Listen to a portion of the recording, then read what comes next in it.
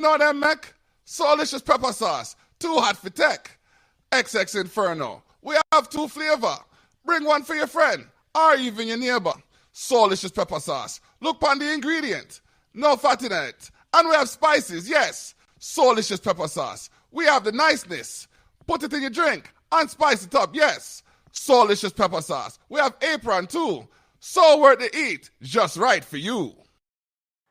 Oh, man. We had to start it like that, ladies and gentlemen. The 30-second cut brought to you by Soulicious Pepper Sauce, courtesy of DUI, Driving Under Insanity. And we have none other than the film writer extraordinaire, Mike Golab. Did I say that right? You did. Perfect. All right. Mike Golab. He's joining us live via Restream. Restream.io, your solution for live streaming. There, take that. That's yours. You can I'll come up with something better along the way, but for now, that's yours. You can take that because they just happened to sponsor us for our second month in a row. Second month in a row. They provided us with the opportunity to get a free what's it called? A free month. So it's directly a sponsorship. I take it as a sponsorship because they didn't have to give it to us. You know what I mean? And it's not cheap. No, it's not. Especially the package we have. The package we have lets us do stuff like, I don't know, this. Welcome to the 83rd episode of Candid Conversations. Nice. I like it. You know what I mean? That's pretty dope. Wow, within a minute we have 6 people up in it. Okay, 2 minutes, let's see. Mike, now y'all two know each other, but I really don't. I'm new to the fold, you know what I mean? And we already have common ground with the Call of Duty stuff. I'm like, you never know if our lobbies have ever crossed, you know what I mean? But how's life treating you? It's been good, man. I've just been staying busy, working on different projects. Just, living my passion. All right. That's definitely dope. That's dope. Yeah. Now this obviously takes time and effort to put this stuff together. We previewed the commercial that you made for your appearance here on Candid Conversations, and I have to say, of all the shows we've done in the most recent months, you've gone the hardest on your own promo, fam. He's the first person to do his own promo. He's the first person that outdid us for promos. Yeah. And had it to me within 20 minutes of saying he was doing his own promo. Yeah, bro. Jay was like, oh, he's going to do his own promo. I'm like, okay, cool, because Jay usually does a promo. When he's busy, I'll do the promo, you know what I mean? But, right. we have a good tandem going on. So when you said that took off like a good, 2 hours of work, 2 hours to a day worth of work. And, personally, it was better than what I've been able to do, because I haven't been able to, I have the course that I have to study, but, you showing me that made me want to study the course even more. So, how long have you been doing the film writing, engineering, editing? We just hit 1 year. One year. What? 1 year. Hey, block. Yo, yeah. I don't have a beard. I don't have a beard to hide when my jaw's dropped. Okay.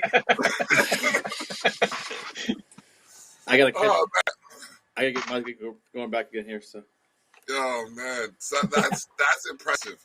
That is very impressive, because I'm sorry. Go ahead. No, I was gonna say, because there's people out here who've been doing it for a while but haven't really, they don't have that wow factor that I got when I saw that. I literally, bro, if I didn't, I don't think you understand how you just jammed up my schedule. I have to reschedule everything so I can fit time to study this damn course now, because I want my shit to look like that. Hey, it's possible, man. Listen, it's just, I guess it comes down to just, work at it and, love what you're doing it. So, but I actually started out photography for a couple of years before I got into filming. So Okay. that helped me learn like compositioning and being able to like use the settings on the camera. So it was exactly 3 years ago when I bought my first camera. Like 2 days Yes, ago, it is. I posted a memory on Facebook about it. I didn't Yep. realize how far back it was, or actually how recently it was. 3 years sounds like a long time, but it really isn't. So Yeah. Yeah, I remember. I remember when that post originally went because you were DJing for when I first met you. right. You were DJing and whatnot, and then you kind of dropped off for about 6 months there. Rediscovered yourself a bit, and then all of a sudden you came back with, okay, I'm doing this, I'm doing that, and you just took off. Yeah, I think at that point where I was going through like an identity thing where I was just trying to figure out what worked best for me. I love DJing; it was fun, a lot of good times. But I found my gifting, what I was best at, and it was into films. Okay. So, but Speaking it's of crazy how films, a lot could happen. When we started talking about that was about almost 10 years ago. That 10 years ago, About almost. 11 years ago, somewhere around Yeah, there, we've been acquaintances. If we lived in the same area, I'm pretty sure we'd be good buddies by now. yeah, definitely. But no, speaking, we've talked to each other. We spent what whereabouts are 4 you years on located? pot? But sorry, what's Go that? ahead, Dave. I was saying, whereabouts are you located? I'm in Erie, Pennsylvania, which Erie, is Pennsylvania. about like 2 hours north of Pittsburgh. Okay. Okay. All right. I just popped up your YouTube on the channel there on the bottom there. Check out his like if he can wow like I can't speak highly enough about that clip. And if that was just like a 45-second clip, I could only imagine like your videos and stuff like that. You should see his videos. I've watched them. Like The I caroling one had me almost pissing my pants laughing. That was wait, was fucking that the one that great. you sent to me? Yeah, you sent me his work, right? Yep. Yeah, okay. Oh my gosh. No, that was too funny. Oh, that was too funny. Oh my gosh. Oh That man. was great, the curling one. That was Uh, amazing. That Dude, was it's crazy because I actually, when I came up with that idea, it was actually, I woke up at like 4 o'clock in the morning. I had this dream about like, it was, 'cause this was actually a week before Christmas, and it was, Oh, he dropped out. No, no, no. No. We can No, he still hear dropped. you. We oh no No. oh No, he's back. He's oh back. there he is. Oh, Okay, oh, okay. there we All go. right. There we go. Them I like to gremlins are real today. I'm telling you, bro. You see, because this was supposed to, like, never mind. We'll talk about that later. We'll get this show But in. you were having a dream. Yeah. okay, yeah. So I was saying was, yeah, I had this dream about having Christmas carols at my house, and it was like a random time, whatever. I remember just being annoyed by them. Not that I don't like Christmas, but it was just having people singing at your door at random hours. It was weird. So I decided to. I woke up at 4 o'clock, and I just had this idea to write a short film just based on that. And so, and then we just filmed it on Christmas Eve. So, It fucking worked out hilarious. I'm assuming that this person knows you. So, hi, Oh, CJ. CJ, what yo, up? That's Young Craze. Oh, Oh, man. I'm crazy. Sorry. That's Young someone you Craze. know. Yeah, man. It's Young Craze coming out of Calgary, Alberta, Canada. You know what I mean? He is the commander-in-chief of Top Flow Mafia, the sponsor for Culture Shock Magazine, which is available now at sharetheshock.ca/issue-5. You talking And this? yeah, as well as issue 6, is just about to be complete. I got the layout ready. I might have to tweak a few things. I got to add some titles, but it's definitely going to be available this week.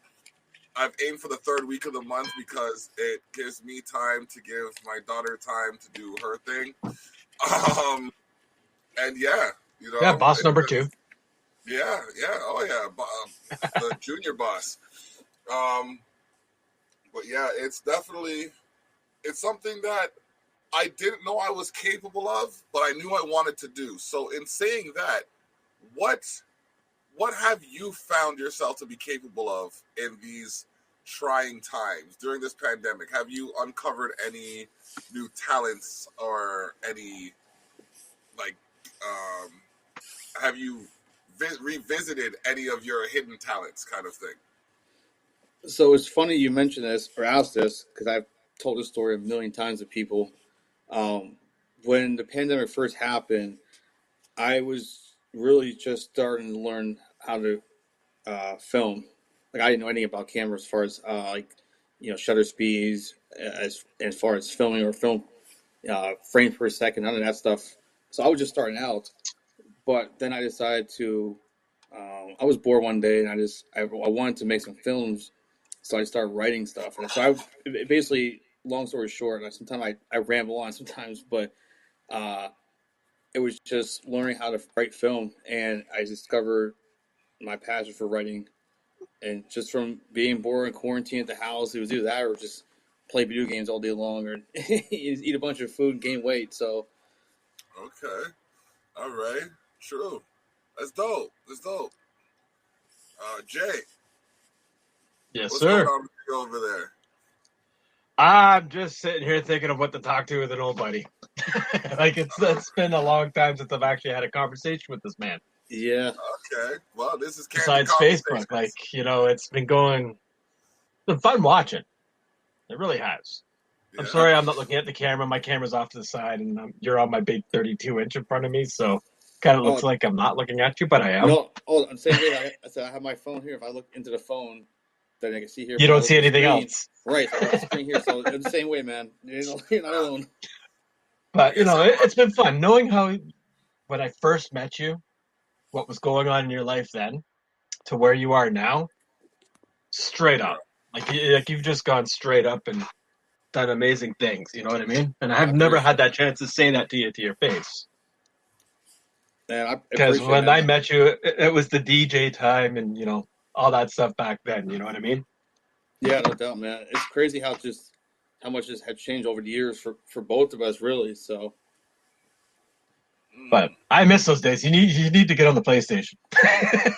see, you know what happened? I remember when it was Black Ops 2, and you guys got was when the Black Ops Ghost came out.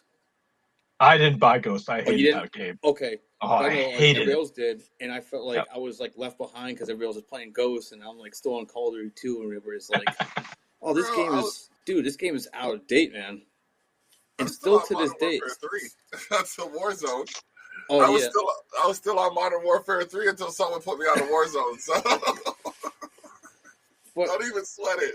dude, I'm telling you, I think Black Ops 2 is still hands down one of the best series, whatever you want to call it. Oh Zombie yeah. mode. Oh hell yeah. Cold War is not bad. It has that arcade Black Ops 2 feel to it, but Warzone is great because it's just four guys drop in and four against the world. Yeah, It's literally it's a group of four against 146 other people. and we went in the group of two as a group of two. Yep, versus 148 people. Yeah, bro. Wow. Honestly, I had never had so much anxiety and adrenaline at the same damn time. Like I'm trying to learn the game. Man's trying to teach me the game, and he's trying to teach me something different than what I'm trying to learn. So I got to learn the same thing at two different times. I'm like, this must be how he felt in the field of combat. Holy shit! And I'm like, who better to listen to than him? You know what I mean? So I'm trying to follow his directions and shit. And then like I got just overwhelmed. It was so like the reality of the worlds now is so intense. Like so. I guess my next question is, what's one of the biggest changes you've seen in video games in the time that you've been playing them? Oh man, outside graphics, I think it's Yeah. just overall gameplay. Okay. I noticed this if games become more about. See, remember when I first started playing games, you used to have cheat codes, Yep. and little walkthrough books and stuff. Mm-hmm. As let's say you play Resident Evil, or whatever. I was into like Resident Evil games because of the solving the puzzles, and it seems like it's more like co-op kind of gameplay, or you have to buy certain downloadable contents to make the game that much better or whatever, which is fine, but it definitely changed a lot and as far as how just overall gameplay is, it seems like. Right. Interaction. The interaction has definitely changed from the games from way back when with the PS1, PS2, 3, and so on. The interaction that you do with your game is a lot more intense, I find. Mm-hmm. Yeah. So, what is your go-to old school game? Like the game that you would play on a first generation system? Ooh. Tony Hawk. Are you going back to like Sega Genesis or like old? Yeah, like, even or yeah, PlayStation? Genesis is up back there. Yeah. Yeah. That's tough, man. Because I Your was favorite game to play on any system. There you go. Yeah. Old system. You know, I'm gonna say either Resident Evils. Sorry, I have a little feedback here. Either No Resident worries. Evils or like Splinter Cell games are definitely my favorite ones. Splinter Cell games are dope. Yeah, I they used were, to run- especially on PS2. Mm-hmm. They were fun as hell. If they bring back the Splinter Cell for that PS5. Well, I just would because get that. like the Splinter Cell, it's not like one of those games where you can just run in and just start shooting everything. You have to be strategic, like sneaking around corners, be really quiet, or hide in dark spaces, whatever. So Yeah. it definitely makes it more challenging. Now here's a question for the ages, and I'm sure I know people that'll hate me for even asking this, but when it comes to the two games, is it Splinter Cell or is it Metal Gear Solid for you? Oh, that's tough. Solid. Solid definitely is the original. Yeah, there was. Snake. I got so much more involved in Metal Gear than I did anything else in those style of games. I finished Splinter From Cell like, first. yeah, I started playing Metal Gear Solid way back. Was it Nintendo or was it Super Nintendo? Metal Gear Solid. I think it was a PlayStation 1. No, Metal Gear. The very first Metal Gear was out on Nintendo. Oh, then it was Nintendo then. Yeah. The over the top map where you had to. Yeah, I remember that. My bad. I concede. Yeah, I remember that. That was back. That's how old I am. That was back there with fucking Blades of Steel and shit. And the unwinnable game, IKEA Warriors. Or Ninja Turtles 2. Yeah, but IKEA Warriors actually did not have an ending. It didn't. The end boss did not have health points. You could not kill him. Wow. The game was not completed when it was published out. And that was long before internet updates. Oh, man. That's serious. You can fact check that. I'll let you. Akira Warriors? Yeah, IKEA Warriors, I believe it was called. Akira It was the start of our endless updates to games once the internet became evolved. Okay. While he tries to fact check me there, Mike, what else is going on? I'm pretty sure you got something coming up, don't you? You working on any short films or anything coming up? You can't hear again. Oh, great. No, I can't hear you. No worries, buddy. Take your time. Yeah, I don't see Akira Warriors or any game I will find it. with that title. So, see, this is what I'm saying. Like, you could say something and I could look for it, but if I'm not looking for it the same phonetics, then I don't see it. But we got some chat comments here. Sarah LeBreton says, my son is 26 and has been playing RuneScape most of his life. Oh, he bounced out. That's okay. He'll be back. So, for those of you who are still watching, this is Candid Conversations episode 83, and we are joined by Mike Golab.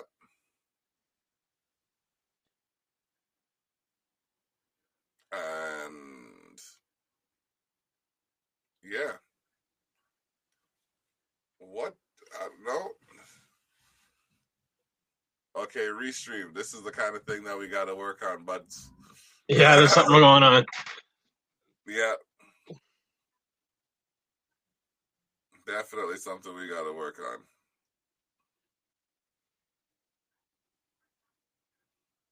Give it a minute.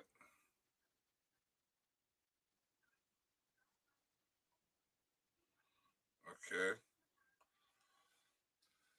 Try. I don't know why his mic button dropped. That's what I'm saying. Like when you jump in, the mic usually is on. His mic is on. He's not muted. So I guess it's time to message somebody. Yeah. Because he was working a second ago. Perfectly fine. Not yet. It's okay, buddy. Take your time, man. Right. It happens, bro. It happens. Life happens. You just gotta keep living. All right. See, we've been using this system now for me almost 12 weeks now, I think. Something like that. 9 weeks, something like that. 11, no, yeah, 8. No, 8, like 8, 9 weeks, yeah. Yeah. Because the 11th week, I filmed the first 2 or 3 off of my phone. Then, yeah. It fell. Oh,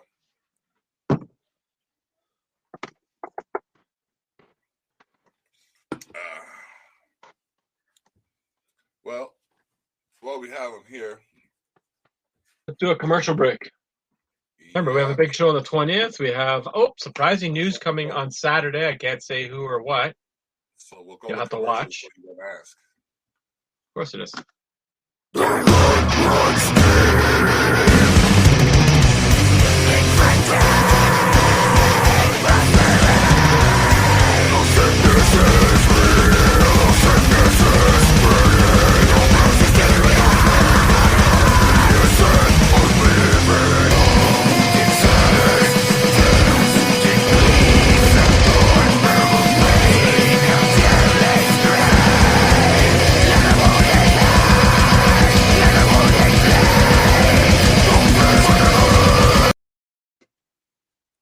And we're back. Welcome to Candid Conversations. With Candid Gremlins. Got the Gremlins. I'm telling you, isn't this, today is February 24th, right? We left them alone.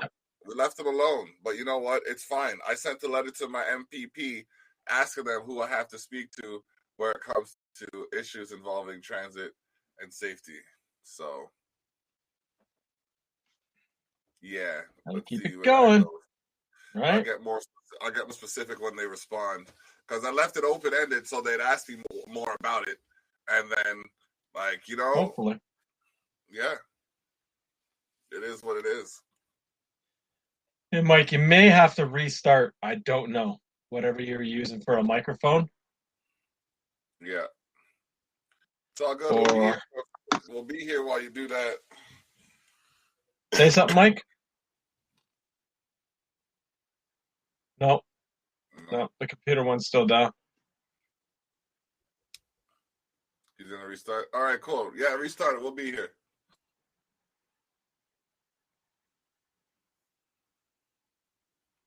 All right. Also, this Saturday, we got...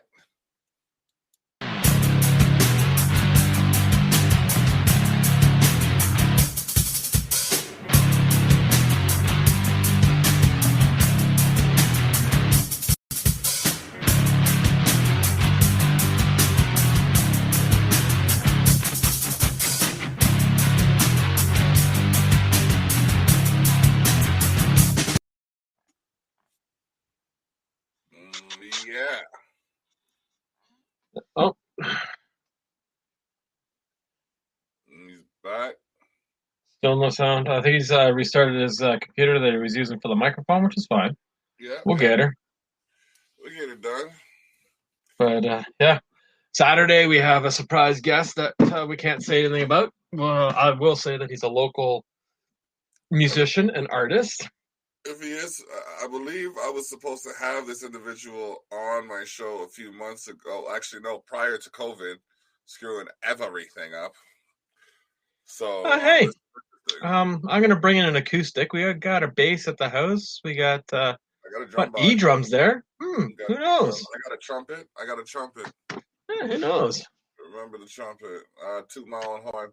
So, Let's talk about little so. Let's talk about little so while we got a little bit of time here. Are we thinking about a vendetta too? I just don't know. It was worth it. I don't like. Okay, if we're talking about gender equality, she should get it just like other dudes got it. You know what I mean? She should. They were like equal opportunity. But I said I don't bully people with words. You know what I mean? I don't take my words and use them to make other people feel bad about themselves and what they're doing. Now, in what you've seen me accomplish in the last 13 weeks, can you explain to me why I'd want to live vicariously through anybody? Okay. I like. But I'm still trying to figure out what you did enough to piss somebody off for them to make a song for you. Bro, it's a misworded love song from a misguided mind. That's what I call these diss tracks nowadays. It's like you can sit there and think about me for 17 hours. Bro, go ahead. But the funny thing is, the only thing that was the only thing I gathered from it, and I don't know the story. I'm going by the song. Somebody got pissy. They got deleted off of Facebook. That's all I heard out of the whole thing. That's all that it is, fam. That's all the story. That's all there is to the story, bro. That's all there is to the story. It's like me and you being. It's like.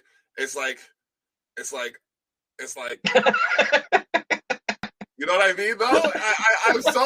I'm taken aback by the approach. It's like, okay, I'm trying to figure it out so I can word it the right way. It's like your wife and my wife being friends, right? And us not?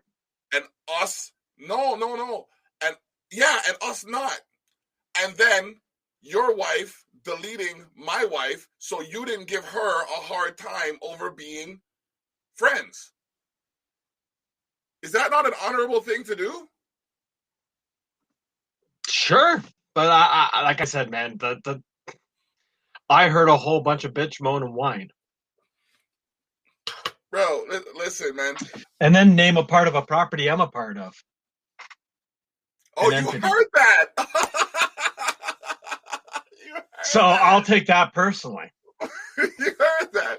Like, I'm telling you, what the hell is going on here when people don't know the whole story and they're still trying to talk about it. You know, like, look at it on my chest, bro. It's on my chest.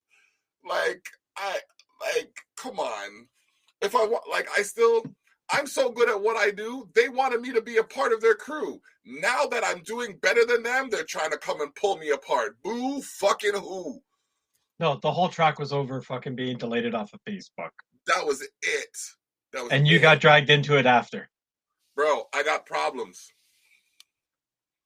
Show me somebody who doesn't have problems right now. Please. This track, 899 of them, though. Bro. Oh, there we go. Did we fix them? I'm hoping. No. Check the settings. Oh, wait, hold on. Here, I'm going to share my screen. Play a local video.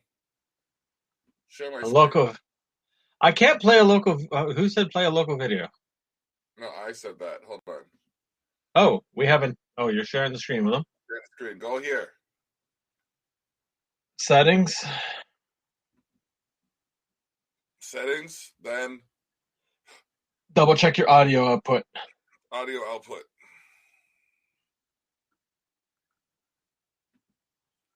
Input and input, sorry. Yes, your input. Because while you're talking, you should see that yellow green bar going. Yeah, it should move up and down as you're talking. So, no.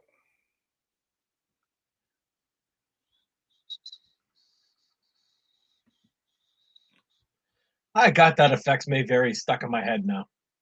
I can't wait to talk to them. That's the dopest, bro. That's the dopest.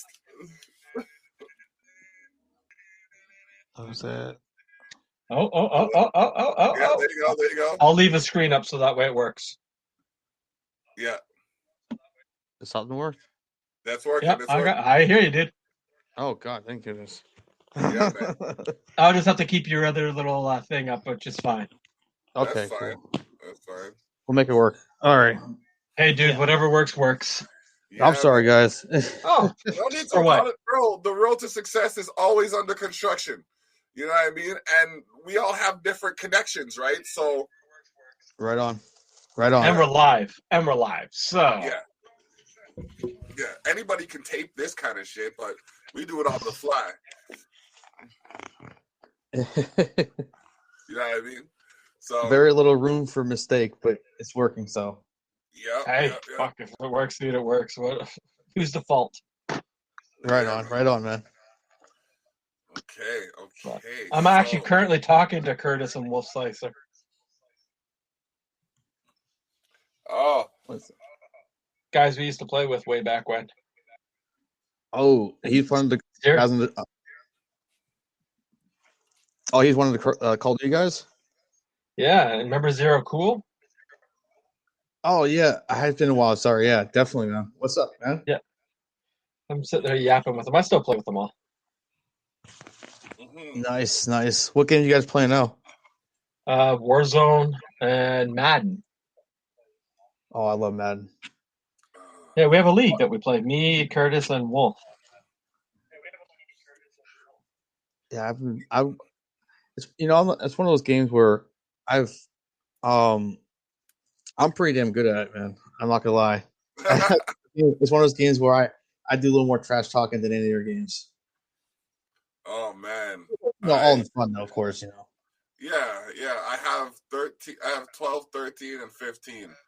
I stopped after 15 because, like, I didn't get the 4. Mm-hmm. I had the 3. I skipped the 4. Went to the 5. I was good at it, but I don't know if I was good as I used to be. Or should be.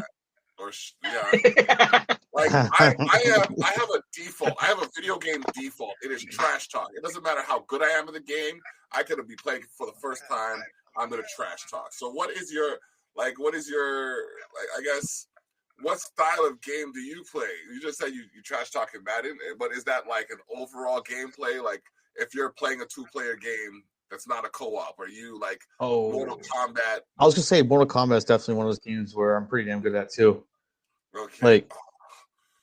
And I'm like, my guys are like the original fighters, like say Johnny Cage or Raiden. Okay. Raiden is definitely doesn't matter who's out there. Scorpion, definitely. Come here. Used to piss off a lot of people with a spear, man. You just like throw them at them, and just no matter what you're doing, you be just just jumping around and also just get over here. Yep. I was gonna say, have you seen? What is it? 10? I think they're on 11 now, but I think I saw 10. Oh my gosh, the gore! Yeah, that's what makes it great. The gore, like I didn't think it could get any worse than it was. Because I had the last one I played before that was Mortal Kombat versus DC, right? Oh yeah, That's a long time ago. I remember that game. Yeah, that's what I'm saying, bro. So, like to go from there to what game I want to see them bring back though, because we beat every level and we got gold except for one. Me and my daughter. I want to see them bring back Twisted Metal. There's a classic. Yeah, I just had a debate with somebody about who was better, the 3 or 2. And I think 2. 3 had some cool shit, but 2 was like a classic instantly. 2 was definitely better. I think the reason why people say 3 is because that's like for a lot of people that's like their first one they played. Like for me it was. So it's more like nostalgic, but 2 was definitely had the better maps. Mm-hmm. I only played like Twisted Metal on the PlayStation 3. Like I played Twisted Metal, like the original Twisted Metal, but like on the 3, I only played Twisted Metal. And for the game, Did I just went out? Yeah, you did. For the way it played, it was really good. Like I don't usually play games over, but I played it with my wife once, and then I played it with my daughter. So it was definitely dope. We can keep you on here. Okay, You man. can still hear you, man. By the way, Wolf is watching. Good old What Wolf up, Liquor. Wolf? Mr. That was- Andrew. Mr. Andrew. I was definitely Say gonna something in the howl. chat, you rotten bastard. I was so gonna howl. I Dirty fighting whore. the urge to howl. Oh no, the best was we were playing call I think it was Black Ops 4. Okay. And we were waiting to load into a map in the lobby, and some little kid, some squeaker. Your name Wolf Liquor? And it just kind of stuck with him. He fucking snapped. It was great. Oh man. Oh, It was man. awesome. So it just kind of stuck now. It's just, hey, Wolf Liquor. Oh God. Oh man. I'd be remiss if I didn't say donations will be accepted but are not expected, and you can forward them to sharetheshock@gmail.com. And Hey, and by all means, feel free to share the love by forwarding some to exhibit1prod@gmail.com. You know what I mean? Appreciate Investment it. and donations will be appreciated.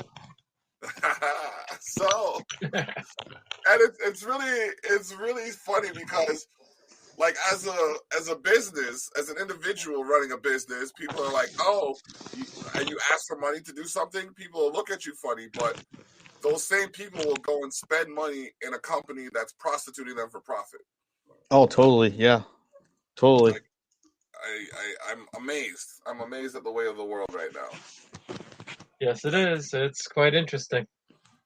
Bro, people I've done nothing but good for. Oh no, it's not even about me. It's not even about me. So, like, have you ever gone out of your way to help somebody that has then turned around and just made it seem as if you're the bad guy? Oh, that's All the happened, time. man. It happens. Yeah. All the time. Like you took the one positive thing you had did for them, and then it just because it didn't either work out completely the way they were hoping for, or it was I'm trying to get a good example. But I okay, it's a long story short. Yeah, I've had that before with people where it was on from like when I was DJing, like I brought people on set and they were like, hey, well, I just needed an opportunity because I'm not having any gigs. So I would get them somewhere, like get their foot in the door, and they'll say, oh, I just didn't pay as much as I was hoping for, or it's not the kind of place I want to DJ for. But like, yes, but you realize it got you in, got your name out there. That was something that a lot of people, for him, it wasn't happening. But yeah, it ended up coming back to where no matter, even though the positive side was I was helping him out, and instead it took more of a negative thing than a positive. So a little more ungratefulness, I guess. So, Yeah. Inconsiderate, self-centered. Yep. That sounds like. Let's say, yeah, keep going, because that sounds like the situation, basically. So I just wanted to relate. I was just trying to figure out if it was just me because, like, I've been going through a few different scenarios trying to sort out where I've done something wrong by doing what I have to do for my family and myself. mm-hmm. You know what I mean? Like, yeah, it's like, let me get this straight. You're upset because you got unfriended, and then you're further validating. Okay, little backstory, Mike, because you probably didn't hear this. Oh yeah, let's give him the backstory. Okay, so David here, for some reason, they unfriended somebody because of tired of whatever. I don't know the whole backstory, and it's not really needed. It was to spare them. I'll even say but, it was to spare them chagrin. But they decided to make a diss track About me. Oh. Which now, the only part of it. I could take the diss about me, but then you might have brought my wife into it. Oh. When this happened again? Today. Well, they posted it on the 22nd, but I didn't respond to it. So then one of my good friends decided to bring it to my attention as if I needed to see that shit. It's like But I listened to it, and the only thing is they're mad that they got unfriended. belly aching. On their channel that has 2 followers. 2 followers. Oh wow! Whoa! Look at this! Look at! There we go. Back there on we here? go. Yeah, he's back. There we go. So I'm Back just again. Shady's back.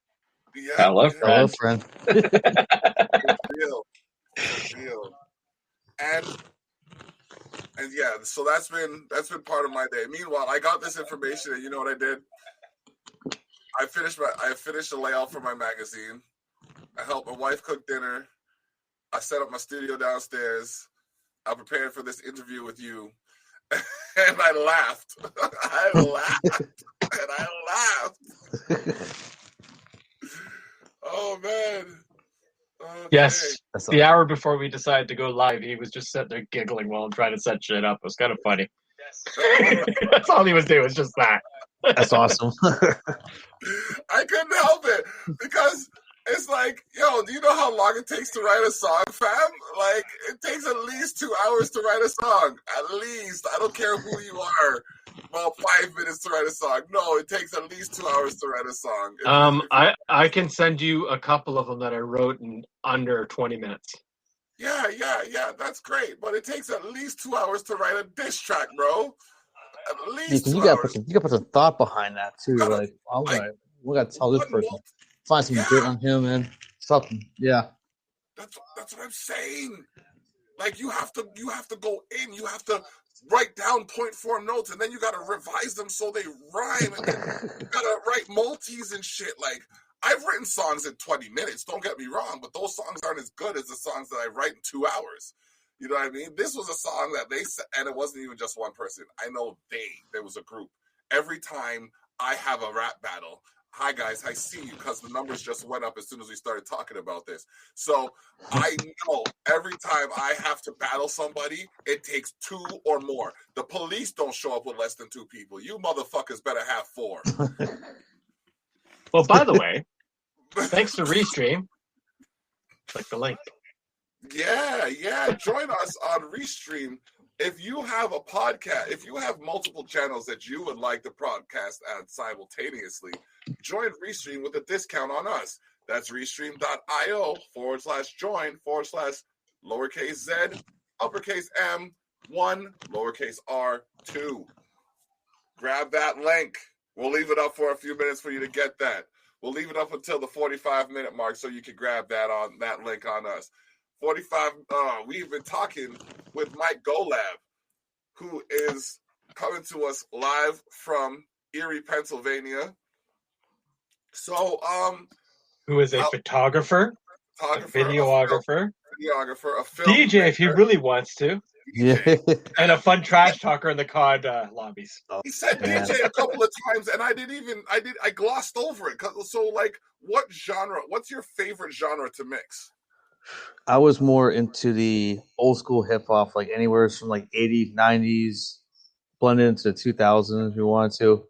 But I've always, like, once I started messing with turntables and I started like just getting creative with different genres, where it's like I can mix like disco with some kind of like rock music or something. And it sounds crazy to say that, but once you know music theory and time scaling stuff, it's just a matter of just putting them together with the right instruments, you know.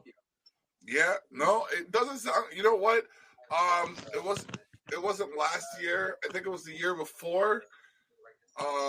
DJ Mike Vibe or DJ M came through, and my dude spun some Michael Jackson with some Def Leppard or some shit like that.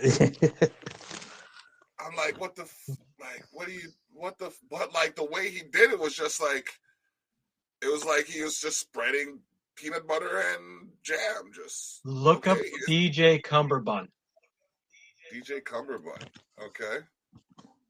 He mixes like all kinds of weird shit together. He'll take vocal tracks from one song and play it over something else. It's great.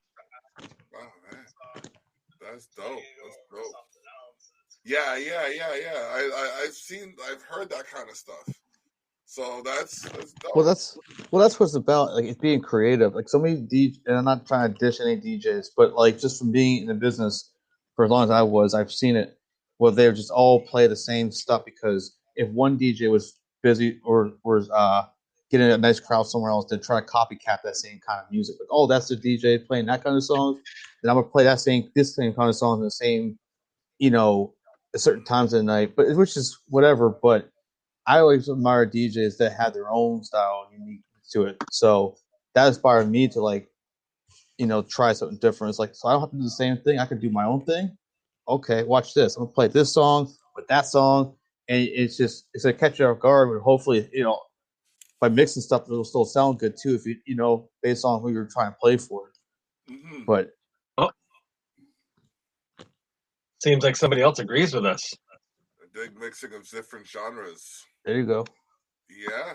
It adds flavor to it. It's like when you're playing. Like for me, I don't really have as many acapellas as like I have a lot of acapellas, but I haven't really tried the whole acapella over a different instrumental thing. Like beat blending, I've done like in the sense of taking a beat or the two songs and cross fading one out so you hear the vocals of the second one matched up with the beat. But like genre skipping is like I'll go like playing something smooth and then just kind of throwing a swerve and then just getting people all upbeat with something and then kind of playing with that emotion for a little bit and then bringing them back down, kind of like the climactic variances. Yeah, you get what they call a crowd control. So you get them where, like, especially a lot of clubs, certain bars, they use that to help make money. Because I started when I remember one of my first gigs, I was just trying to get everybody just all pumped up and dancing and whatever, and then it was doing great. And I had the bar manager walked up to me and said, "Hey, you're doing a great job. Like everybody's enjoying themselves." Like, oh, thank you. He goes, "We gotta start making some money though." So I learned how to like bring it down a notch to where not like bore them out, but just where it's like more subtle. Where it's like, okay, well, it's this nice, more talk music. You hang out with your friends, you go get a drink, whatever. Taking pictures, selfies with friends, and then you start turning it back up so they can start getting back into the dance floor. So it's one of those.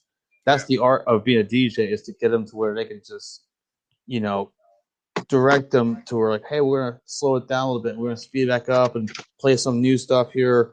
What's hot right now, and then at the end of the night, kind of bring it back down, because if it's like 2:00 in the morning, people are all drunk and all amped up, man. That's when you gotta kind of bring it back down. Like, we're back to square one here, guys. So you're not like flipping bar tables over or something like that.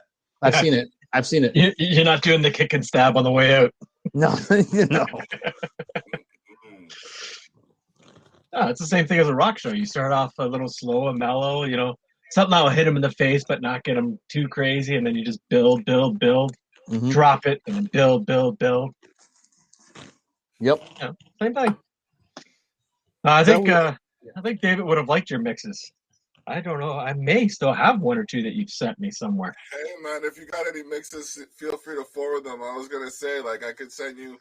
I have a couple of mixes, but they won't let me upload them to anybody, so I'll just be distributing them for free as I make them. Fuck. There you go. Distribute them as promo, because, like, I'll keep them on a library, print a couple copies of each, you know what I mean? Yeah. It is what it is. I'll find a way to get these released, but, yeah, I'm always down to hear a new mix. Or I got a question. Yep. Yeah, because I know he works with some hip hop guys down there. Okay. Yeah. Mr. Mike. Let's hear some. Who are you enjoying down there in the local scene? Who needs a shout out outside of your area? Who's, who could we bring on this show that, could bring something to north of the border for them? Man, there's so many people. One of my best friends, guys, his name's C Brown, Charles Brown, aka C Brown. He's won a number of different hip hop awards here in Erie, and he was actually, if you're watching the Christmas Carol, he was the Christmas Carol singer, or Nice. He's been one of the guys when I started doing this. He was like, hey, anytime I can help, man, whatever, just let me know. And so he's always been more than willing to helped me in my projects and stuff. So I kind of definitely want to give him a shout out, man, because he's a phenomenal. You can look him up on his YouTube as C Brown. It's like spelled as CEE Brown, and he's a lot of great music. So a lyricalist. How do you say that word? So Lyricist? yeah, lyricist. There you lyricist, something like that. Yeah. Have him contact us, man. We'll put him on the show. Yeah, definitely. The block also has a music show where he'll play his music too while he's talking to him. That'd be awesome. Get some earworms out to some people that way for him. Yeah, We have Sahil. I'm gonna play the commercial now because he mentioned it.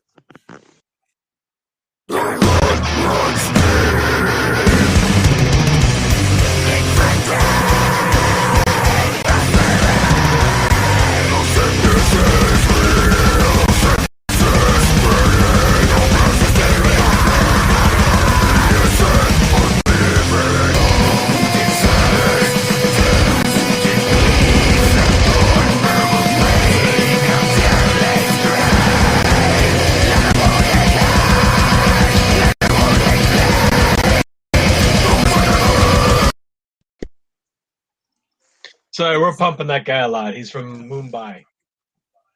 He's a metal musician from Mumbai. He's a humble guy. Can't wait to have him on. Yeah, I just added C Brown. That's CEE Brown on YouTube. Okay. Yep. Yeah. So see where that goes. So who else? You said you have so many names. Let's hear a couple more. I'm trying to think.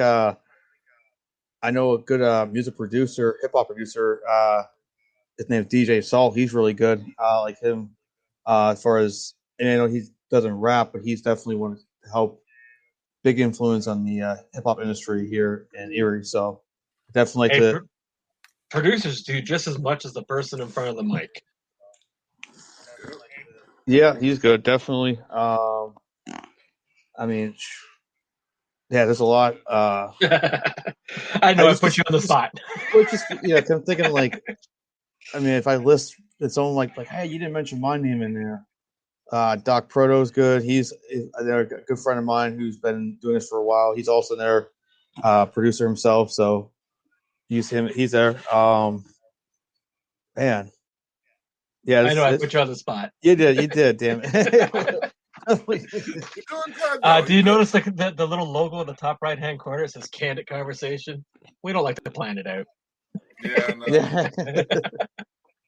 It happens, you know what I mean? It's like a regular everyday interaction. Like if we were to just bump into each other in the grocery store kind of thing, you know what I mean? Yeah, right on. But no, everyone you name could get a possible like, could get a possible follower. So, it's always good. Even if you forget somebody, you can always make it up another time. Yeah, definitely. I mean, I'll definitely make sure people know about your show and just kind of throw shout outs there as well. So it's I mean, the people I talk to, usually they're cool people and they just, always grateful opportunity as well. So it's all about local music, and that's local to you, and we like to hear it. So you know what I mean? It's right on, definitely. Yeah. Well, I like to flip the script from time to time. And whenever I am on a podcast, I always like to get the guests to see if there's any questions they have for the hosts.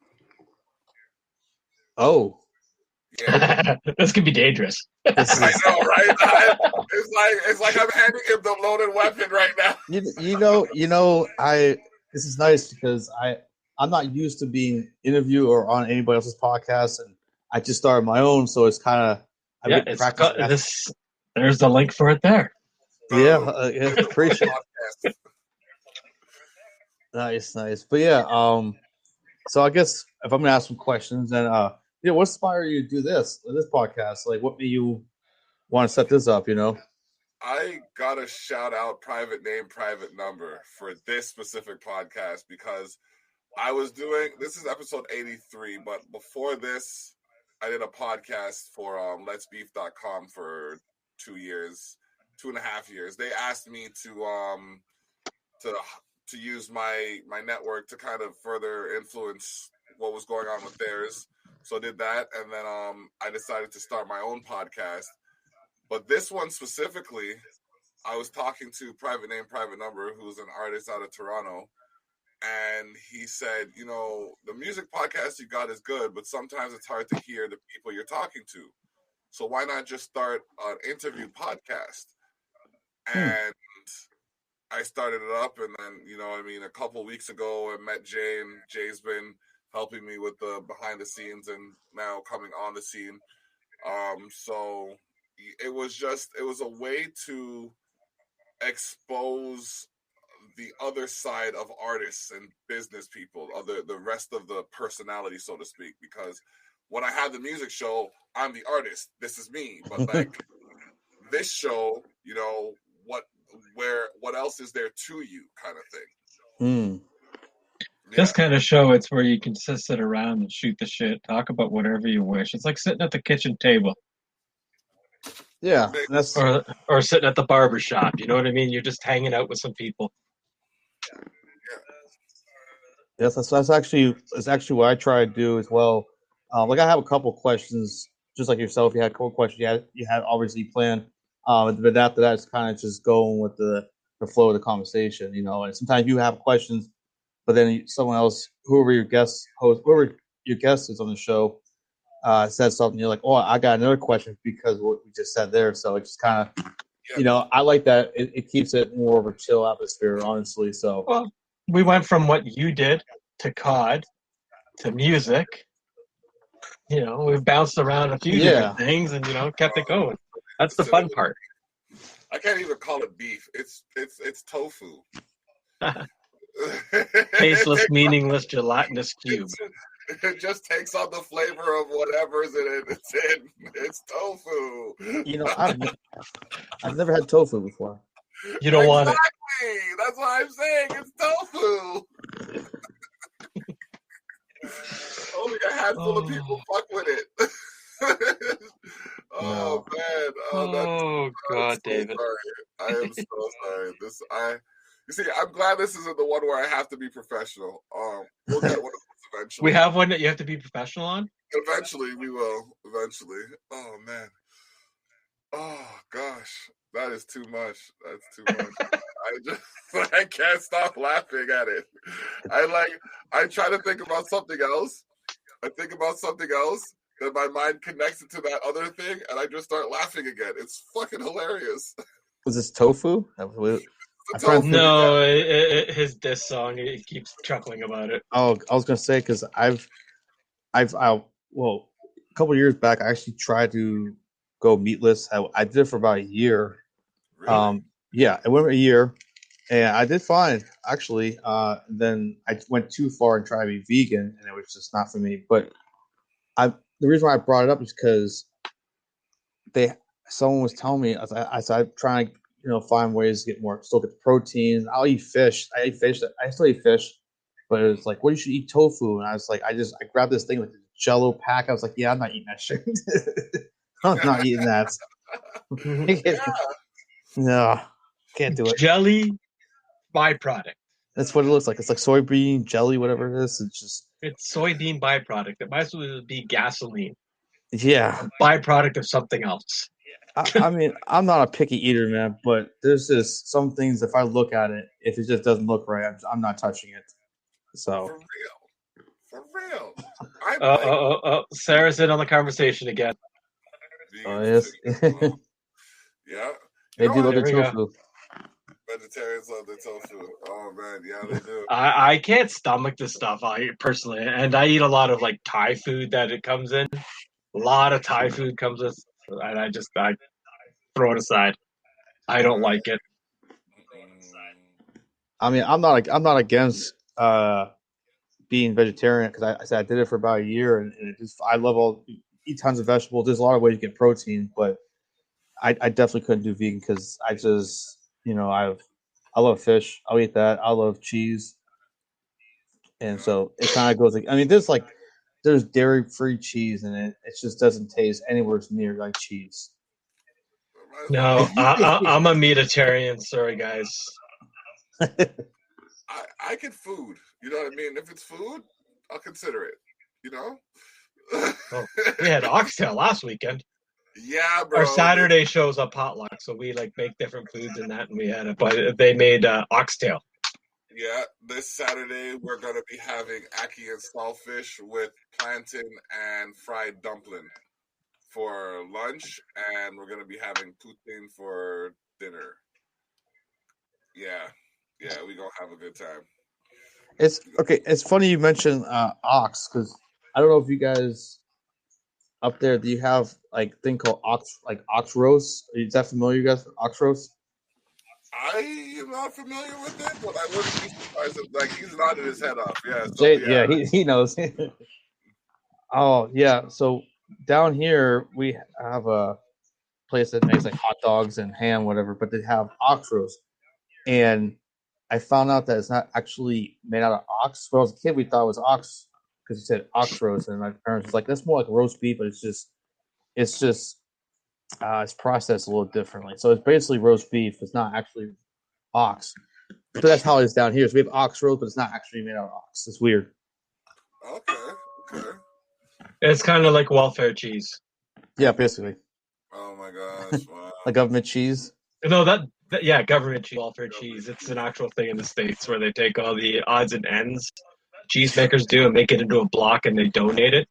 I'll tell you, the first time I had government cheese, I didn't. Now, growing up, like my parents weren't rich or we weren't poor. We were kind of like in like just barely over middle class.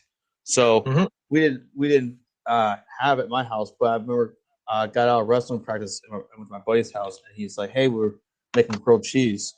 So that's cool. And he got this big block come out, and then I looked at it, and he's like he's pushing all his might to cut into it. And I was like, "What the hell are you doing, man?" It's like stale Velveeta. It's like that's government cheese. Yep. I never heard of it. So I had it. I tell you, I still think that it was made one of the best grilled cheese sandwiches. Just how gooey the cheese was once you cook it, but just bring it out, and it's all this solid block, man. It's like a cinder block, man. You just trying to cut into it, but it made the best grilled cheese, man. Hey, telling you, like some of the best dishes come out of ghetto situations. I agree. I grew up on that ghetto food. I mean, like, and I was in that same situation. Like, you know what I mean? Weren't the richest, weren't poor, always had a meal, you know what I mean? Always had a roof over the head, clothes on the back kind of thing. But there was some suspect meals, bro. And you're Caribbean, so it could a lot of shit could get passed with the seasoning that goes on. Listen, man. Look, the foot off of any animal can make a soup, eh? Just remember that. Yeah. Cow foot, goat foot, chicken foot soup, whatever you don't want that. All right, cool. If it could be boiled for flavor, it would be. Oh my gosh, pigtail, oxtail, the whole nine, bro. Like things that some people look in the world and just like, what the fuck? We done made a delicacy out of. It's just, just what it is. Once this damn border opens up, you need to come up for our potluck. Yeah, man, for real. Come up for some eats. Speaking of eats, what would if coming up to the potluck or when, what would you bring as a meal? You know, a signature dish that you think everybody should have. That's the good one. So my family's Polish, so I make a lot of pierogi. So I think I make one of the best damn pierogies, like bar none. So I need a homemade pierogi.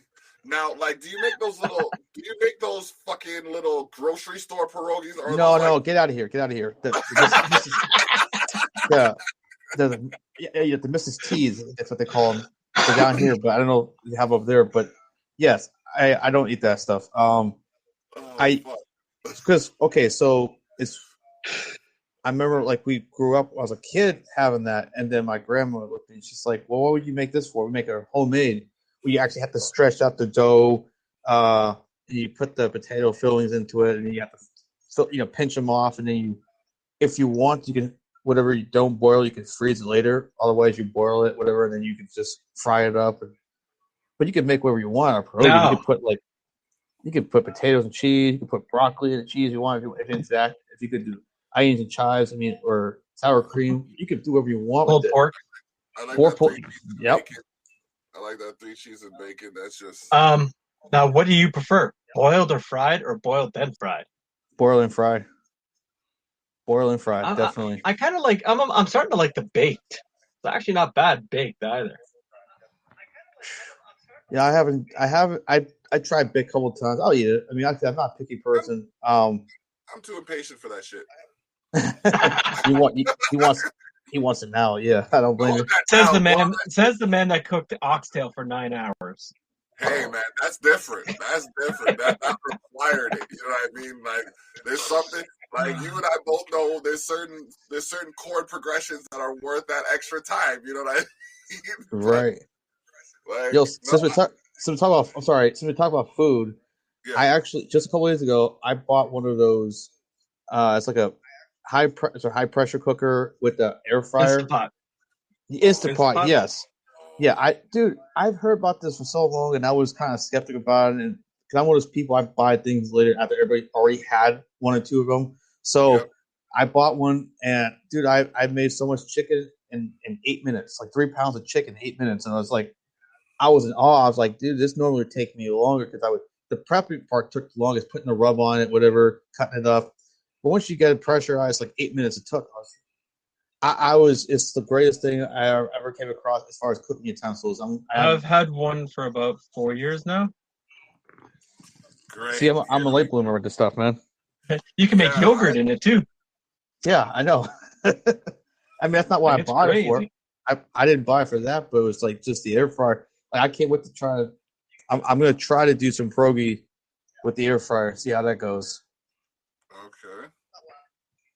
Yeah, I love that thing. I make soup from scratch inside of 15 minutes. My camera go out? It's weird. Yeah. I didn't do anything. No, we can still hear you. We got you still. There you I'll go. come back up there. Oh. Okay. Pressure cook. I don't really fuck with the pressure cookers too tough still. But like I'm getting closer and closer to wanting to. Did you shut them off? Huh? No, well. No, there we go. Yeah, it went off for a second, but we're good. Nah, we're good. But no, food. It's funny. My mom just texted me about it just popped up on the phone here, but she mentioned about like recipes for Instant Pot, so she must be reading my mind or something. I don't know, but because she saw my post about it, and she's like, I saw your post about Instant Pot. When did you buy that? I said, buy like 2 days ago. And she's like, I was just gonna get that, like buy it for you as a gift or something, whatever. So it's just funny how that worked. So bless you. The universe and its wonders. Universe and its wonders. Oh man, that's great. That's great. Last I checked, the Leaf game 0-0. Okay. Who are they playing? I'm gonna double check. Calgary. Oh, okay. Yeah, I'm actually a Bruins fan, so we played. Dude, it's weird how that, because I know a lot has to do with the COVID as far as they changed the divisions up. So the Bruins don't get to play the Canadians like they normally would, the Montreal Canadiens. So they just changed it up for we play like the same, 7, 8 teams now, whatever. In a division. Yeah. So travel. We'll be definitely playing the Leafs. So it's Bruins kind of a rival in a way. Mm-hmm. Yeah, we'll see how the playoffs go. Yeah, my wife's the Bruins. Because remember, at this second, the Leafs are first overall in the whole league. Oh, wait, hold on. This is the part where I move to the left. I must have missed the standard. I thought the Bruins were number one. They must have been. The Bruins are probably number one. Bruins are 6, but they also have 4 games in hand at the moment. Okay, a lot happened in the last couple of games. I haven't. Well, I try to follow as much as I can. It's usually football. Football is where I can follow because they play once a week, and then after like the playoffs, once the football season's done, then I start focusing on hockey. And I remember they were, I don't know. I gotta look stuff up now because I feel like I'm out of the game here the last couple of games. It's been interesting. I'll take it. What do you think of? Do you think Pittsburgh's going to keep the Roethlisberger? Big Ben? Yeah, he's not going anywhere. They'll keep him. I don't know. They're going to restructure that $40-something million contract first. Well, I'm sure they will. Like $41 million cap, I think it was. He said today. Yeah, it's what his paycheck's going to be, but he doesn't care what it's going to be. They can chop it. Yeah, he did say that on record. So I think as long as he's, going to reconstruct his contract, they'll keep him. I mean, they're not going to let him just go, especially in a league where it's hard to find good quarterbacks. It really is. Well, didn't they let Brady go? And look what he done. Yeah, he's in Tampa. He just won ring number 7. Yep. Yeah. I'm okay with that because I'm a Brady guy no matter who he plays for, really. So I was hoping he didn't go to like the Giants or something like that, but he didn't. So I was still rooted for him regardless. But yeah, he had a great year. He's done something that no other football player's been able to do. Mm-hmm. Look at the other two greats before him that left the team that they only ever played for and went to another one and didn't do anything. Montana. Huh? Ooh. Favre. Who was another? Yeah, Favre. Yeah, he almost did. I remember almost, but he didn't. I love Brett Favre. I just his toughness in the game. Like he had that a bit of a gunslinger. Like it's this triple coverage. He's like, yeah, I'm gonna try to beat that out here. Like you probably should go here instead, but he's gonna throw it over here. So it was fun to watch. Play. Yep, and it was 50-50 with him.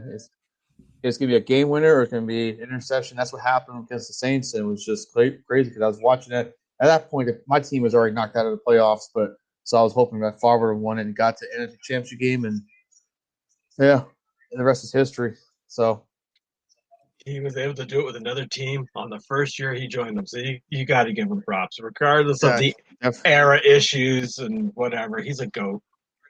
Yeah, and it's even harder nowadays because of the cap space, the salary cap and all that. So, and he did it against a very good football team, the Chiefs. Where it's crazy how Vegas put them as favorites. But if you look at the overall matchup, see, I get into football. I'll try not to say too much, but you look at the matchup is the Buccaneers have way more talent overall across the board. So that helped out for Brady, but also he's helped that team showed the team that they could be, had that leadership for them that they can win those games, and took his winning attitude over to that team, and that's all they needed. And he might play there 3 or 4 more years, man. Mm-hmm. Yeah, he is something special, regardless of what anyone thinks of him. I'm tired of hearing about it, but hey, you got to get due where dues due, right? Yeah, no doubt. That's true. What are you thinking there, David? Just got another friend request. I'm adding them.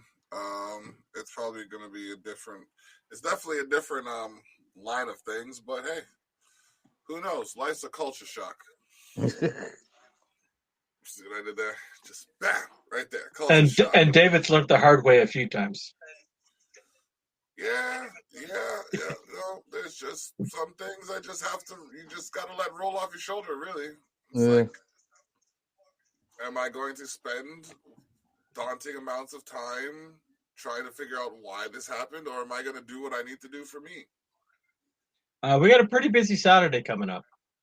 Saturday is pretty damn busy. That's why I don't have no time for no bad minds, sour mouth, frowns at crutches, runt. Oh, there's the Jamaican. There's the Jamaican coming. He's mad. Yeah. He's done. There's more to life than podcasts. I know. I've been on the phone with the office of the premier for the last 11, going on 12 years. Talk to me, please.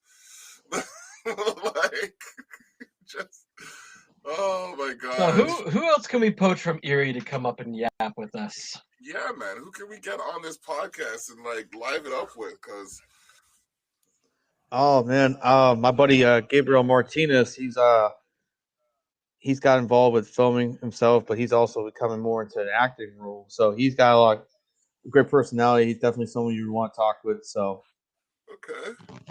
and I could always, shoot you some names later on, so Oh, please for do. later. Like, So if you think they're definitely. worthy, then we'll definitely have a chat with them I was for gonna say, sure. if anybody says to you, "Oh, you never said my name," you can invite them first, though. Yeah, that's right. Yeah. That's right. Yeah. And we have multiple shows, so it's even better. Yeah. But no, I just want to, it's been a while. Catching up on a lot of shit. Like, it's good to see you. Yeah, man. And hear you. Definitely. Yeah, definitely, man. Same. It's just Don't crazy mind me. how like Don't mind me checking. Go ahead. No, go ahead. I'm sorry. No, I was saying, don't mind me checking my watch. My phone's buzzing off, and I'm trying to see if it's one of the important calls that I got to address. Oh, yeah. I hear you. Okay, well, before we go into anything, let's do this because, donations are always welcome, and this man does everything himself like we do, so you can always hit him up on PayPal if you feel generous enough. Yeah. And if you're still... Oh, yeah, that freaking commercial is amazing. Yeah. I really want to steal parts of it and use it to continue using it. Like, there's some great shit on there. I was gonna ask if that was a possibility, but like, don't feel obligated. Oh man, you could use that intro where it says candid conversation. Yeah, you can have that, man. That's fine. Well, I can even make something for you, man. Whatever's easier for you, man. So that way you just. Jeez, bro, I didn't want to put you out of place, but like, man, that would be dope. That would be super dope. So that PayPal. We can run your links. We can run your links whenever we play the commercial, kind of thing. Yeah, I appreciate it, definitely, man. I mean, you guys have helped me out, give me the opportunity to, to shine a little bit. So I definitely, at least I can do a little bit. I would show anything we've done so far. Yeah, man. Like I said, everybody that's not to say we expect anybody who comes on the show to do what you did, but it was just like it was a culture shock. You're like, oh yeah, I'm gonna be on your show. Okay, boom, here you go. Here's the promo. I was like, well, that saved me a day of work. Like, you know what I mean? Like, I was hoping I wasn't doing too much, but I figure like I had a bunch of clips I could have used, but I was like, I'll just keep it short. So Jay mentioned like, keep around like if best to keep around like the 30, 40 second range, which is perfect, But yeah, definitely. I have a lot of fun doing that kind of stuff and just being creative, Like I said, showcase your talent. What did you do? Upstage everybody. Jacked it up. I appreciate it. That's good though, because you know what I mean? There's people who will get all offended when you do better than something better than them instead of saying, hey, can you show me how to do that? That's a smart way, yeah. Dude, you know I got the email and literally 5 seconds later I went, David, I sent you something. Pick your jaw off the floor. Yeah, I looked at it, I was just like, okay, this is dope. So when are we launching it? Like, are we gonna play this? Like, I was gonna put it on my page that day, but we launched it through the site. Restream. Yep. Restream.io. Y'all need to if you know someone who is already up. If you know someone who is looking for a solution to their streaming, be sure to check out Restream.io. Restream.io, the solution to your broadcasting needs. Okay. Y'all don't make me a liar now. Don't make me a liar out there. Candid Conversations episode 83. We got Mike Golab on here. We also have Driving Under Insanity as well. Oh my goodness. This is the 83rd episode. I got a question. You. Are you doing another short film anytime soon? Oh yeah. We have a couple that we're working on. I have a history of working on so many projects at one time because I have like ideas I just don't want to go away. So I have different projects, but I know I'm working on my actual first full movie. So, but yeah, I'll have a couple of small short films and stuff on the way. I Let me hopefully know. hear. Yeah, Let definitely. us know. I'm pretty sure we'll find somewhere on one of the channels to stream them for you to help you out. No, man, I appreciate it, man. Definitely. Yeah, no, definitely, because like, I just had an idea, but I'll talk about it off camera. I don't want people to go and take our idea and do something. Yeah. You know what I mean? So No, we have enough of that already. Yeah, that happened to it. Yo, listen, man, listen. To those of you who are using Restream because of me, thank you, and you're welcome. To those of you who are trying to watch what we're doing and do it better, good fucking luck. To those of you, who think that I am joking about what's going on where it comes to me ascending to the form of Brock Lesnar, keep playing with yourself. Keep playing with yourself. That's all I gotta say, man. Like, just, if I remember correctly, Mike likes wrestling, don't you? Yeah, Or are you not into it so much anymore? I haven't really watched as much anymore. Every once in a while, I'll turn into it. I'll turn it on to see what's there. But I was always more into like the older wrestlers. Just I grew up like a Stone Cold Steve Austin fan, obviously. Yes. Just something about like rebelling against the boss. It's like the most badass thing that you can do in a wrestling business. So I was like, I kind of gravitated towards that. Bill Goldberg, because I thought he was awesome and just ripped through, like, just destroy opponents, man. In the ring, it was just. Do you know who's fun to watch and actually follow him on Facebook? Mick Foley. Gotta follow him. Mick Foley was awesome. Yeah, you should see the shit he throws up on Facebook. Old pictures, memories. It's great. Yeah. He went just some of his matches, man. I mean, really, like all of them. Really, he just guy could take an ass whooping, man. And it's just somehow it was just he would take an ass whooping and he'll have a smile on his face after he's doing it. Yeah. Because his whole life was to make sure everybody walked away from a show going, "Fuck, that was amazing." And he succeeded very much so. Well, look, I'm sure you guys obviously remember when he got tossed off the cage with Taker. We were talking about that not too long ago, actually. Yeah. Yep.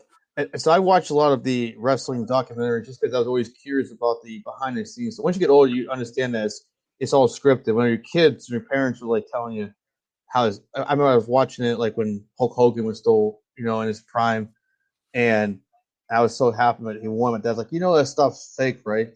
And it broke my heart because I thought it was real. It's like, what do you mean? Like the moves are real, but the matches are already staged. They already know who's going to win. So I watched a lot of documentary, just like just stuff behind the stage, like how did they set it up? The production side. Yeah, exactly.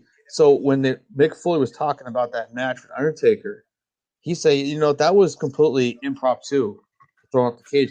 Because Taker, they have both talking, and he's like, yeah, I just remember Mick Foley just randomly said, hey, just see that table down there? Yeah, throw it into the Spanish table. It's always a Spanish table too, by the way. I don't know why, but throw it into their announcement table. He's like, yeah, and Taker's like, what? He's like, dude, just toss me down a minute. He goes, He's like, I'm going to kill you. He's like, do it. He's like, just do it. He goes, if you do it, it'll look the roof's gonna blow off the place, man. And then he tossed him off. If you look closely, you'll see him like kind of like smirking when he's laying there. It's just to top that story off, because recently the Undertaker retired, right? And he actually started doing like talk shows and that. And he went and he talked and he said after he dropped him down there, he went down there expecting him to be dead. When you see him talking to the ref, he's telling the ref, I think he's dead. Get somebody out here. The ref just said, go, go, go. And he went down. When he saw him go down, he was talking to him like, Nick, you alive? You okay? Like, you breathing? And he was talking about that. I'm like, damn. Yeah. Talk about doing it for the show. And here's the thing, too, is you would think that any of us, if it was me, I'd been destroyed. But, like, they put him on a stretcher, and then he just somehow, like, I think Taker was just kind of like this point, he's just going with the motion. Like, I don't know what to do. I just keep saying. And Vic was telling him, like, we're going to keep wrestling, man. So he took him off the stretcher, and later on, he got actually thrown through the cage. The cage broke. Yeah, that was totally accident. Those two things. So the thrown off was intentional by Mick Foley, even though none of them planned that, and he got chokeslammed through the cage. That was completely a malfunction in the cage. So he wasn't expecting that. So he got lucky that second time, because if he say his pants caught on the cage or some shit, or his shirt caught on the cage and he didn't fall the right way, or he just rotated the wrong way. Yeah. Cold chill. I just got a cold chill thinking about that shit. Because the cage is what, 20 feet tall, 30 feet tall? 25 from the ground, I think. Yeah. He's probably thinking too that falling off the first jump was actually a lot bigger than that second one, but still, I imagine it hurts, man. Well, you're still falling on. The ring floor is, just cables and plywood. Yeah. Underneath that mat, so you're falling onto a floor that has a little bit of bounce. That hurts more. That's a pretty big concussion. Shock to the body. Definitely. Yeah. People follow a story and they'll shit themselves if they hit the ground back first. That was at least a story and a half, if not two. Insane, man. Yeah. There was a lot of great matches back then, though. Yeah. And before that, Demolition always had crazy matches. Shawn Michaels and Razor Ramon in the first ladder match. Oh. Yeah. Isn't that when Shawn Michaels got his leg caught? He got tossed off the ladder, but his leg got stuck in the rope, like he's upside down. Yeah. And then obviously Razor Ramon won the match. But yeah, that was definitely a classic match. Yep. I was big into watching Kurt Angle all these years wrestling. He was for some of the best match. Him and Shane McMahon, which you wouldn't think that McMahon would be associated to a great match like that, but that was a phenomenal match. When he got suplexed through the King of the Ring sign, oh my god! Because the first time he didn't go. The first time he didn't go, and the second he's like, "Yeah," Angle's like, "You're going through this, bitch." Oh god, dude! Here's the crazy part, man. Like, yeah, so it took 2 tries the first way, but then Angle's, I guess Shane McMahon said, "Throw me the second time." And that was Shane McMahon's idea. He's like, "I want you to throw me through this." So the first time he bounced it, he landed on his head, whatever. So it's like, I'm surprised he didn't break his neck doing that. So he went through the second time, and then he said, "Go throw me back the other way." And they tried 2 or 3 times before he finally got through. Oh my gosh! So he got about 5, suplexes initially. Oh my gosh! The screw job, I remember watching that live. Yeah. But if we want to fast forward to the current stuff, have you ever watched NXT? I've saw parts of it.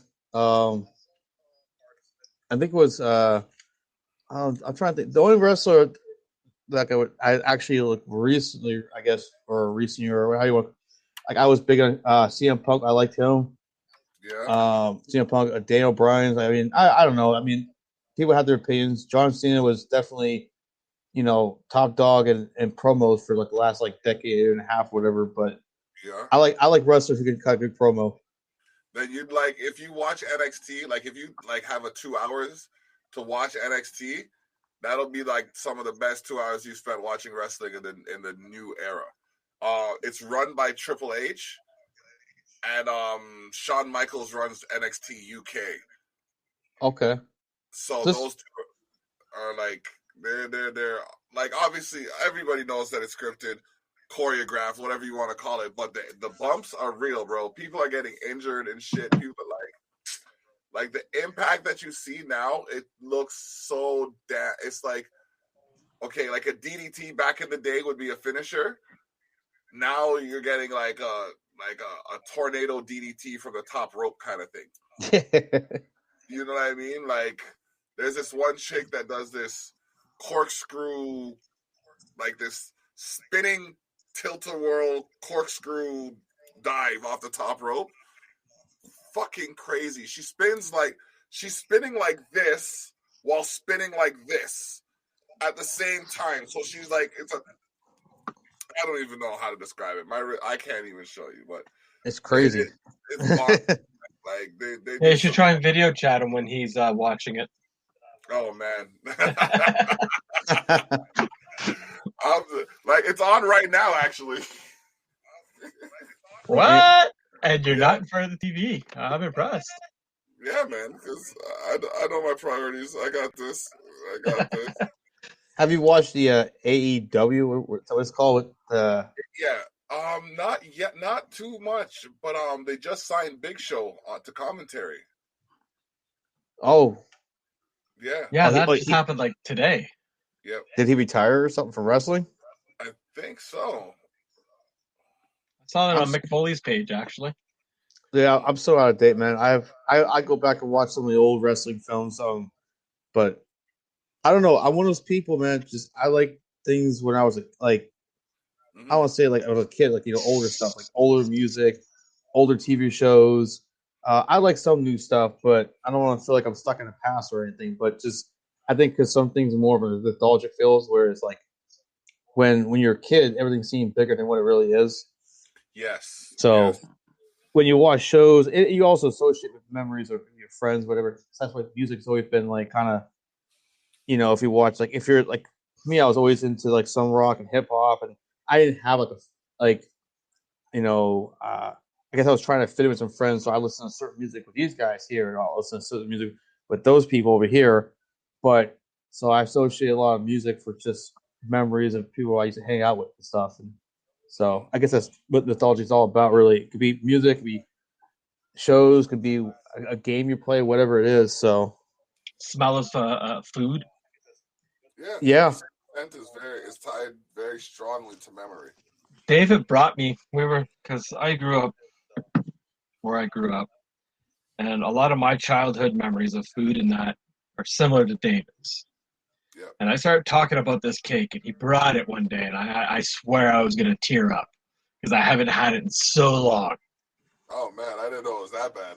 I just heard you talk about it, and like you talked about it so passionately. I'm just like, okay, let me just. And I went to the store and I saw it. I'm just like, okay, let me just grab this because you know what, he talked about it, and then I brought it because that's just the kind of person I am. If I hear someone talk about something and I see it, I feel like it's my duty almost to get that thing for that person, kind of thing. So, yeah, it was just just did that. His phone really hates staying online. It yeah, does. I think it's like it shows I'm still here on my phone, but then it just I don't know. I don't know. That's fine. We can still hear you. Yeah. But yeah, I speaking of foods, like I remember, so my parents, like again, like we didn't have the most money, so they had 5 kids in the house. So you had to buy based on budget, and we used to have these little frozen burritos, man. They're like now they're like you go to the store to like 50 cents a piece, man. They're so cheap, but I haven't seen it in years until like about a year ago, and I was so excited to buy like 50-cent burritos. I was like, oh my god, these are the ones I had when I was a kid. And they're like, "What are you so excited about these for?" I'm like, "You don't understand. I grew up on these, and these little banquet pot pies and stuff, like the 75-cent pot pies. I grew up on those. I probably wouldn't eat as much anymore, just because I have a different diet. But it had that nostalgic feel when you're a kid. Like it brings it back to a memory. So and then you see, it's like one of those like if I eat this, maybe I'll watch like some old wrestling or old TV show with this old dinner and listen to old music. So now you try to like do a nostalgic overload here, and you're like, what year am I in now? Yeah. Oh my goodness, that's dope. It's interesting how things connect. Yeah. You know what I mean? That's really dope. So, holy. We have been at it for an hour and a half. I think we're good. I'm sure. Yeah, we talked a lot about Call of Duty, food, wrestling, music. Yeah, you're welcome back anytime, Dave. More food. Anytime, brother. I appreciate it, man. Thank you, man. Definitely. If you're ever bored and you see us on, shoot one of us a message. Yeah, definitely, man. Yeah, it's man. easy peasy. Tune in, and we'll keep you keep the people up to date with what you're doing. And yeah, man, I appreciate you coming out. It's been dope to chop it up. You know what I mean? I'm liking what we're doing here. We're doing a good thing. So Yeah, you know what I mean. And that video again, man. If you're like, oh, like I don't think you're like. I wish you could like. I wish these servers like you're ahead of the game right now because it cannot play on the server the way it is. So whatever you did, you put so much quality into it that it can't even be handled right now. It So didn't not even on the second not even on the Watch. second version. I'll play it. I'll play it for a second and watch. yeah. Sometimes it catches, sometimes it doesn't. It's like I can live stream it and it would be fine. Let's see if it works. Let's see if it works on the live stream.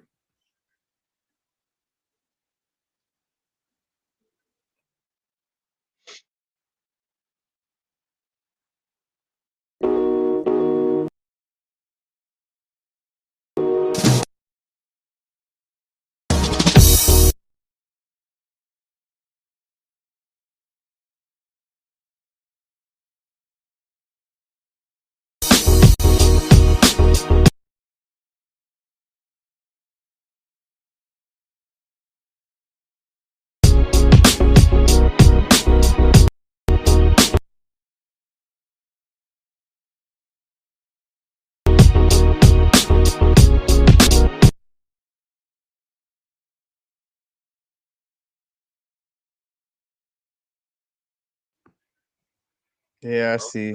Yeah. Yes. Festus, I will upload it to our YouTube channel as long as you're okay with it.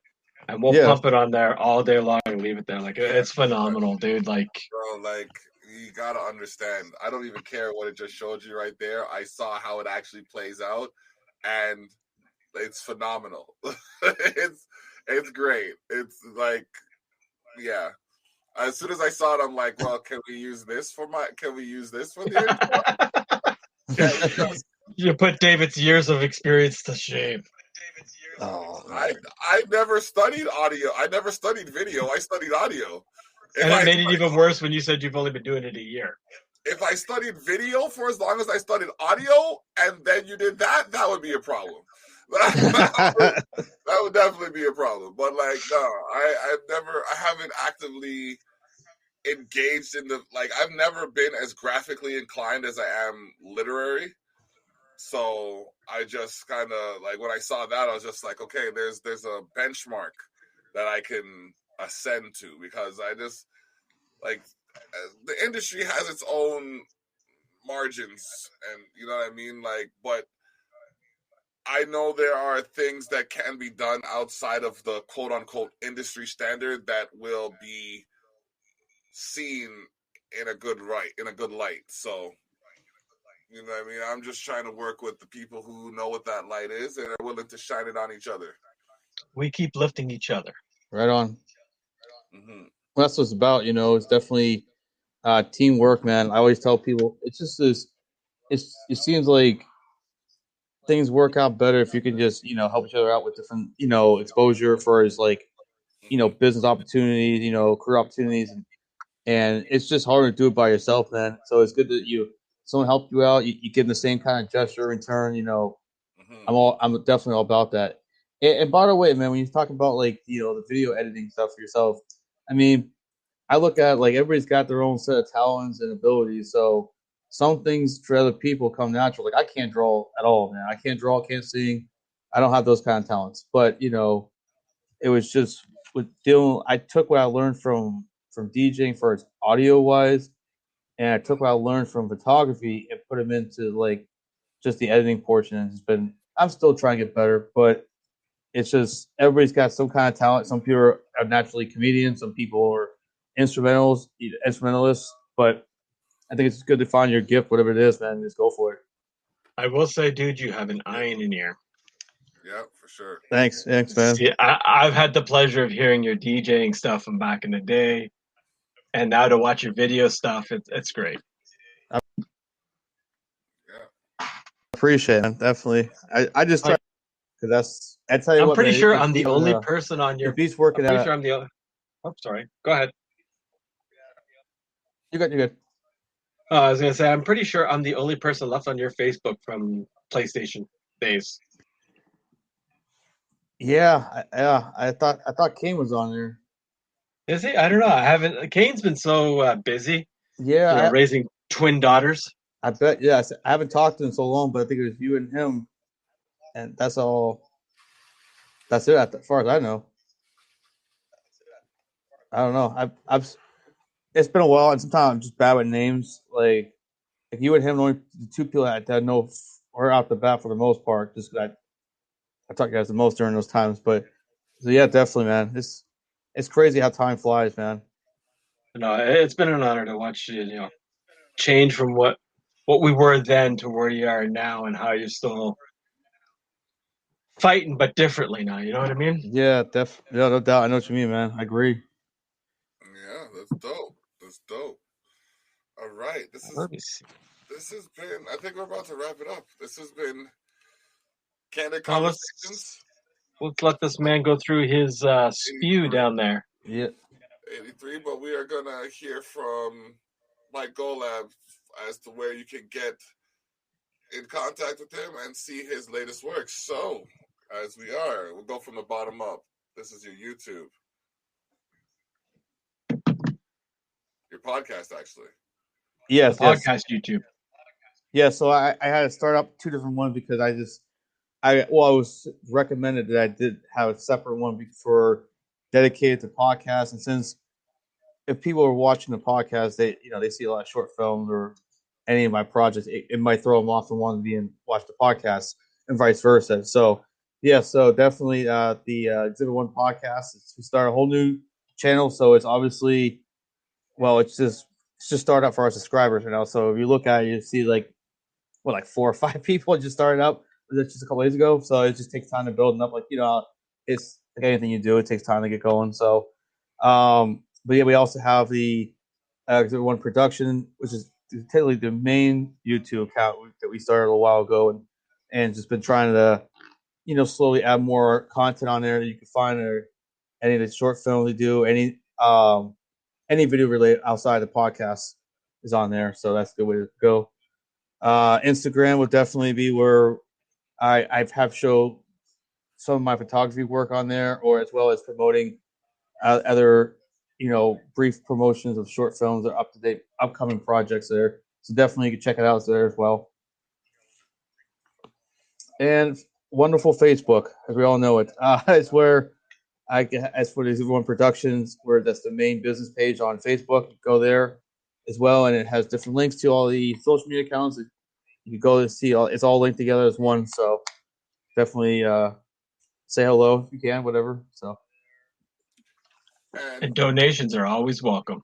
Exhibit One Productions, Exhibit One XHIBITONEPROD at gmail.com is where you can forward any funds you find available to Exhibit One.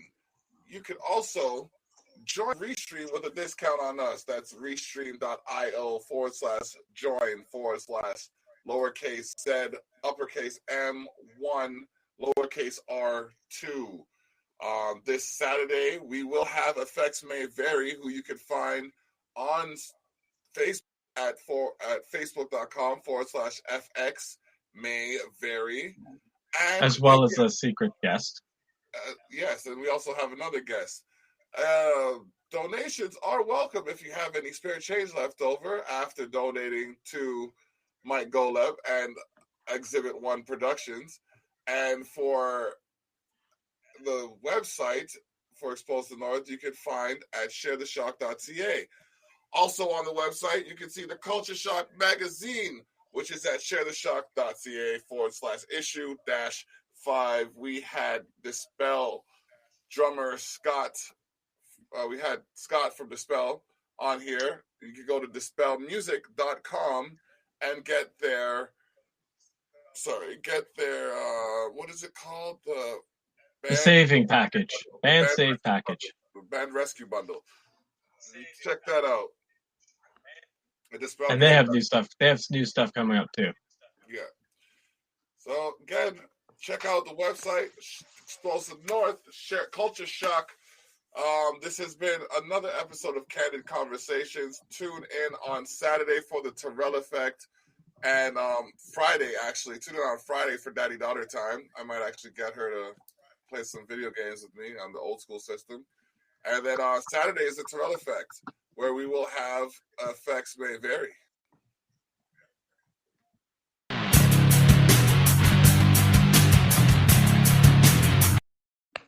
Actually, they're going to be on the Savage Circle, but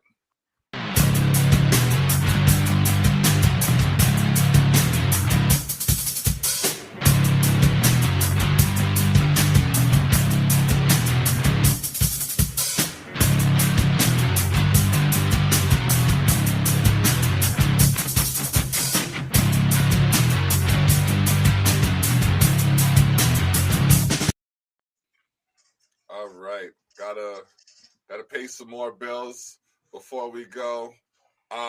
We got this pepper sauce commercial, and then we out the door. For Driving Under Insanity and Mike Golab at Exhibit 1 Productions, this is the block saying, bless up, we out. Hang around, Mike. Thank you. You see them pepper, yeah? You know them, Mac? Soulicious pepper sauce. Too hot for tech. XX Inferno. We have 2 flavor. Bring one for your friend or even your neighbor. Soulicious pepper sauce. Look on the ingredient. No fat in it. And we have spices, yes. Soulicious pepper sauce. We have the niceness. Put it in your drink and spice it up, yes. Soulicious pepper sauce. We have apron too. So worth to eat. Just right for you. Peace.